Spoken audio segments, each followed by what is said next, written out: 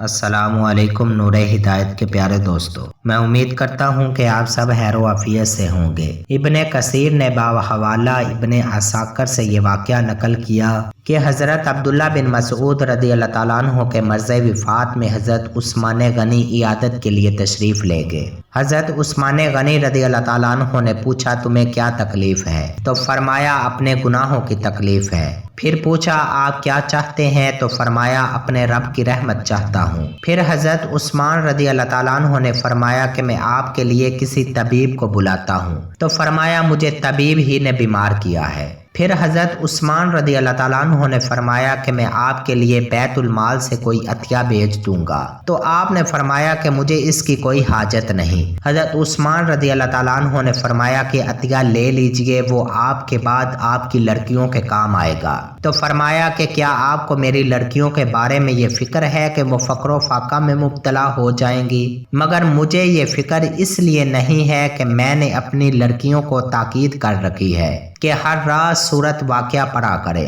کیونکہ میں نے اللہ کے رسول صلی اللہ علیہ وآلہ وسلم سے سنا کہ رسول اللہ صلی اللہ علیہ وآلہ وسلم نے فرمایا جو شخص ہر رات میں سورت واقعہ پڑھا کرے وہ کبھی فاقہ میں مبتلا نہیں ہوگا۔ پیارے دوستوں، میں امید کرتا ہوں کہ یہ ویڈیو آپ کو پسند آئی ہوگی۔ اگر یہ ویڈیو آپ کو اچھی لگی ہے تو اسے زیادہ سے زیادہ لائک اور شیئر کریں، کیونکہ اچھی بات پھیلانا صدقہ جاریہ ہے۔